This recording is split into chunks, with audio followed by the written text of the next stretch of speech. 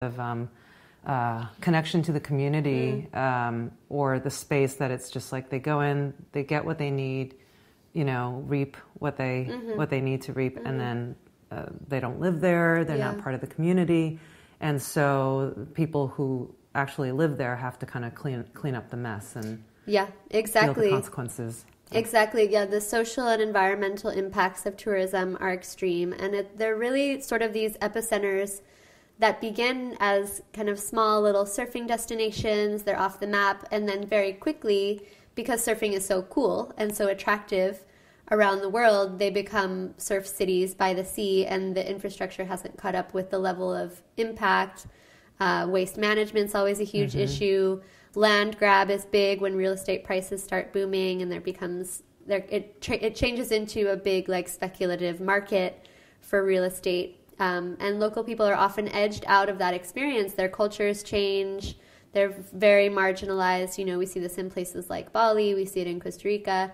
Really anywhere with surfable waves that have become kind of the next hotspot. Morocco, Sri Lanka, places like that. It's interesting also in Bali, for example, what started out as this kind of quaint, hippies coming to surf, and then these surf destinations kind of become more formalized, to the point where, and now with the rise of surfing and a lot of beginner surfers kind of go to a lot of Canggu and all those kind of places, and the cities that come out of it. But now Indonesia is seeing this kind of other untapped market of all this Chinese tourism that's being that's flooding into the country, and now they're like, you know what, you surfers, thanks for kind of putting it on the map. You guys can go now. We'll take over from here. So you see all those kind of huge buildings being built on the shore. Like in Canggu and right on the beaches, and these huge, monstrous kind of buildings, and they're not for surf tourism. It's kind of like surf tourism paved the way for this other kind of resort tourism. Exactly. Yeah, the mass tourism. It's almost like surf tourism is a gateway drug to these big kind of high volume approaches to mass tourism around the world. And it's tricky because these nations rely on the income from tourism as usually their number one industry in their country. So they're promoting the more the better, right? The more people who are coming, the more our economic growth rates will increase. We'll have better standards internationally from a development perspective. So it's feeding these growth economies, and very few places are talking about limits, but rather it's more about bring them on, the more the merrier. But what I find interesting is that, and we discussed this a little before, that the biggest challenge, or probably the real crux of the work, is about re-education, right? About, we always... There's always this belief if you allow this Walmart to come into your town, then there'll be X number of jobs. It's the kind of equation that they use is very specific, but it doesn't take into consideration quality of life, ownership. You're an employee for this big company that now has the upper hand, and you have no say in it. It's a big machine, and they set your salaries. They set the standards of that. They have political power or access to it, and so the flashy coin, it's the shiny coin. It's not as promised. It's a very specific kind of myopic view of what tourism can bring, or when big corporations come somewhere, that it's a very specific point of view as opposed to what actually ends up coming. Exactly. And how it can devastate the community and create, vast inequities, and all the money gets poured into the entity that creates those destinations, or the corporations who don't even live there. The money goes out of the community. Exactly, often foreign owned, especially in tourism. Right.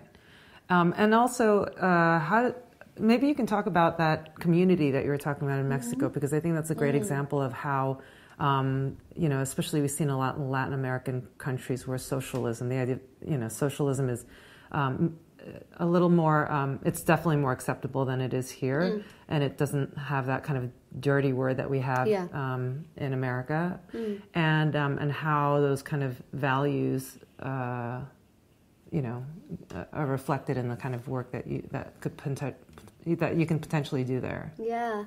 So to me, the model of surf tourism management that's taking place right now in this small surf town community in Barra de la Cruz is its name, in Oaxaca, southern Oaxaca, or eastern Oaxaca, depending on how you're looking at it on the map,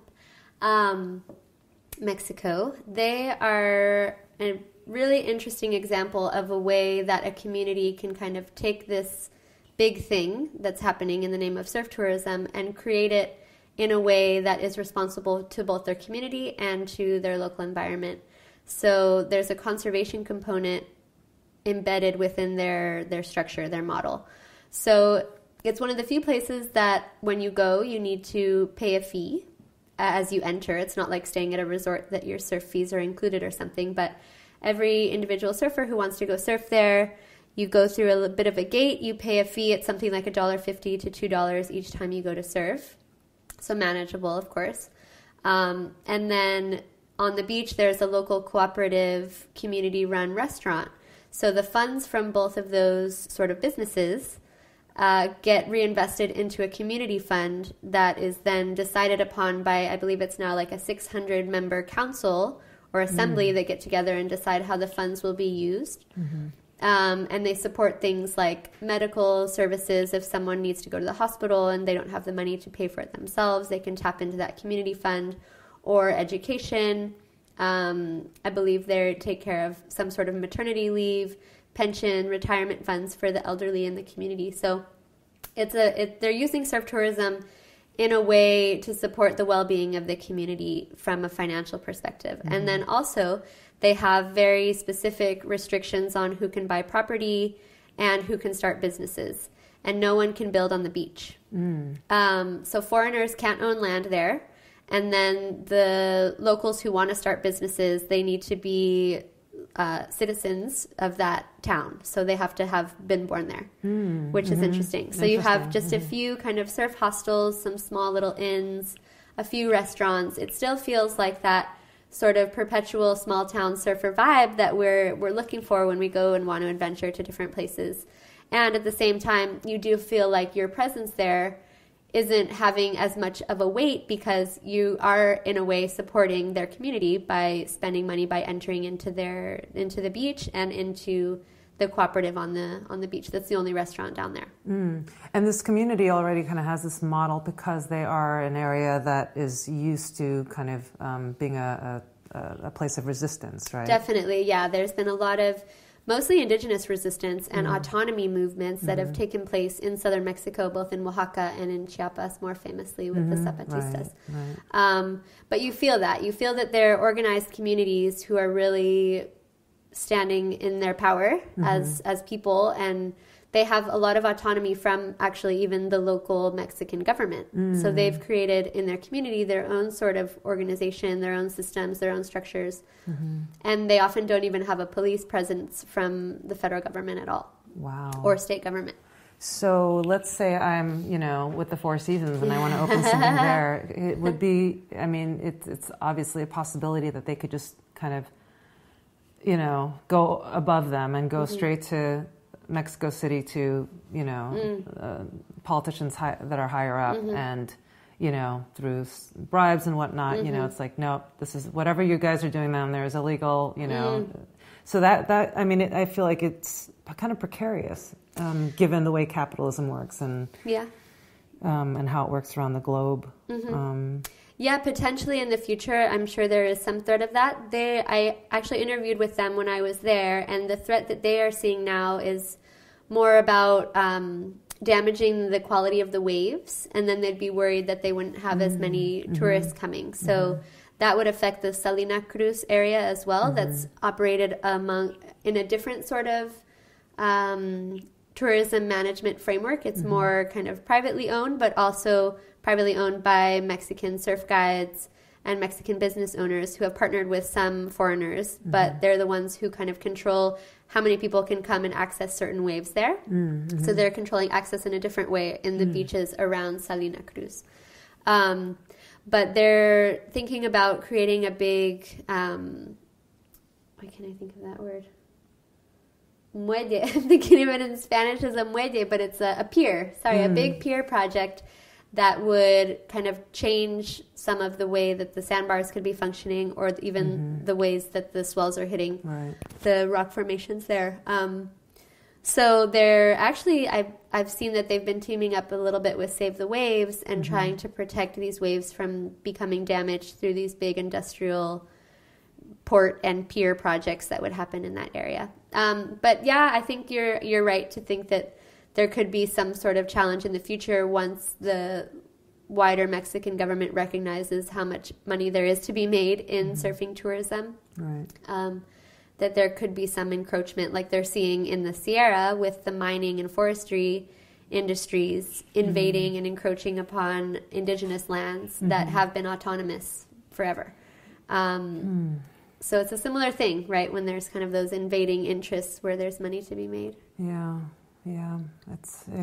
It feels like sometimes sandcastles on the shore, you know. It's like you can't, it's just so hard to keep capitalism at bay, or, you know, when there's any kind of potential wealth to be made.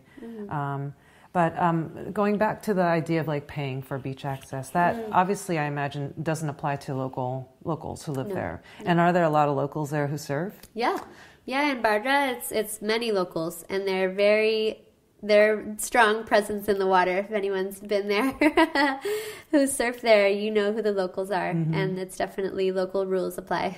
So that's actually what because that's kind of where our conversation began, I think, when we first met, about this idea of localism, that it is not this singular definition, and that it is a word that tends to get thrown around a lot in so many different contexts where the kind of core of its values is very different. So when we're talking about like Hawaii and like the Eddie Aikau story, and you know, to me that story is about the resistance against colonialism, or the colonialist history that had happened in Hawaii, and that it was just another form of that colonialism, or someone comes from you know, a country where there's different colored skin, you know, with different entitlements, and just coming and with a sense of ownership, and that they could take whatever they want without any respect to the fact that there are people who live there and who surf there and who, you know, who have this history with that sport, with those waters, with that beach, everything, and to disregard that. And so it was a kind of way of confronting colonialism and its history, and how it expresses itself in the present day. But then you have, for example, like some wealthy community in Malibu, or even here in New York, where there you have the privatization of access to the beach, and or this idea of localism that feels very territorial, and it's based on, you know, I live here and this is my break, and there's such a sense of ownership in the way that we own property, and it's like it's you know, ultimately it's the ocean, you know, like it belongs to everyone. But to me, that also has a very kind of colonialist impulse, in that it's about, you know, property rights and ownership, and then the rules tend to get fuzzy, you know. It's like whatever, you know, depending on who's in the water, it's like, it's, you know, and this is the thing about surfing. Since there's such a kind of big boom in surfing right now, and there's no rule book as far as like we all have to get a license test or something to be able to enter the water. Anyone can just get a board and go in the water and surf, and we're not all on the same page as far as like what the rules are out in the water. So that tends to be a source of you know, attention for some people when things are, when people don't know. And then, but on the other hand, it's the ocean, and you know, it's like anything can happen, and one person might see it one way, someone else might see it another way, and who knows? Like, it's water. It's done. You know, a wave happens. Were you in front? Did you just paddle around me? Like, I don't know. Like, no, but you know, are you hogging the waves, or did you drop in on me, or, you know, was that another section that, you know, it's like a lot of gray area. Sometimes there's a lot of gray area, and like if everyone could just be a little easy and just, you know, I mean, there are obviously some people who are very obnoxious out there, and, you know, rightfully so, people should kind of like hold the line or confront that person if need be. But for the most part, like, everyone needs to take a chill pill. It's at the end of the day, it's just surfing. Like, what I find really funny is that when you look at the beach from above and you see where the surfers are, we're barely off the shore. And when there are such big feelings in the water of like, you know,